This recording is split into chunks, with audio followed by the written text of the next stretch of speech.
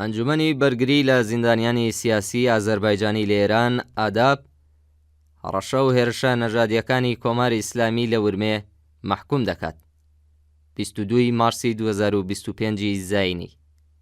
ئێمە وەک ڕێکخراوێکی مافی مرۆڤ ئەو مەراسمەی لە ورمێ بەڕێوەچوو کە تیایدا هاوڵاتیانی کوردی ورمێ کەوتنە بەر هێرش و هەڕەشەی کوشتن لەلایەن کۆماری ئیسلامی ئێران و لایەنگرانیەوە بە توندی محکوم دەکەین.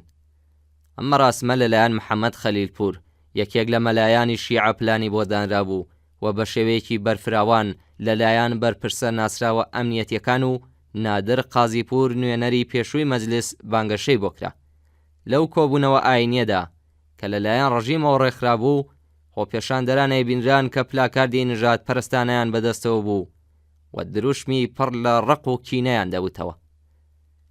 هەندێک کەسی ژوێنەی مەلا حەسەنی پێشنوێژی پێشووی بەدناوی ورمێ و بکوژێک کە لە سەرەتای شۆڕەشدا زۆرێک لە کورد و ئازەربایجانیە دژبەرەکانی خۆی لە نێویاندا کوڕەکەی خۆی کوشت هەڵگرت بوو. ئەم کارانە نەک تەنیا ڕنگدانەوەی نژاد پەرستی سیستماتیک و ڕقی نەتەوایەتی پەرەپێدراو لەلایەن ڕژیمەوەیە بەڵکو هەوڵە بەردەوامەکانی حکوومەت بۆ دروستکردنی دووبەرەکی و ناشرینکردنی کۆمەڵگەکان نیشان دەدات. خەڵکی ئازەربایجان و چالاکوانەکانیان ساڵانێکە بە شێوەیەکی ئاشتیانە بۆ مافە سەرەتایی و بنەڕەتیەکانی خۆیان خەبات دەکەن و داوای دادپەروەری و یەکسانی دەکەن. ئەوان هەمیشە بەبێ پەنابرنە بەر توند و تیژی بەرگریان لە مافەکانی خۆیان کردووە لە کاتێکدا لەلایەن ئەم ڕژیمەوە بە شێوەیەکی دڕندانە زیندانی کراون و ئەشکەنجە دراون. ئێمە بە توندی هەموو ئەو گروپ و کەسانە محکوم دەکەین کە لەلایەن کۆماری ئیسلامیەوە بەکارهێنراون کە بەهەڵە ئەم کارانە وەک نوێنەری خەڵکی ئازەربایجان نیشان بدەن.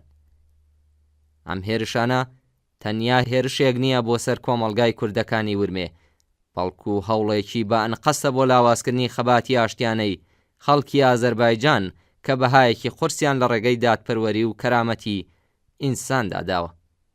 ئێمە بە نوێنەراتی ڕێکخراوی مافی مرۆڤی خۆمان هاوسۆزی خۆمان لەگەڵ کۆمەڵگەی کوردەکان و هەموو گەلانی تر لەوانە ئازەربایجانیەکان، تاڵشەکان، گیلەکەکان، فارسەکان و خەڵکانی تری دانیشتووی شارە تێکەڵاوەکانی ئێران ڕادەگەێنین.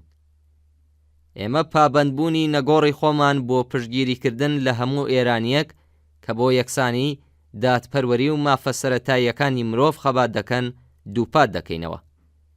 ئێمە هەموو جۆرە نەژاد پەرستی و ناکۆکیێکی نەتەوایەتی محکوم دەکەین و پابەند دەبین کە لەگەڵ هەموو ئەوانەی بۆ ئاشتی دموکراسی و کەرامەتی مرۆڤ خەبات دەکەن بمێنینەوە. ئەم کۆبوونەوە ڕێکخراوە لەلایەن ڕژیمەوە نمونەیەکی ڕوونە کە کۆماری ئیسلامی بە ئەنقەس بە دوای وروژاندنی ناکۆکی نەتەوایەتی دووبەرەکی و ڕقوقینە لە ئێرانە. ئێمە بەردەوام دەبین لە خەبات بۆ داهاتوویەک کە تیایدا هەموو خەڵک بەبێ ڕقوقینە جیاکاری و سەرکوتکردن بژین.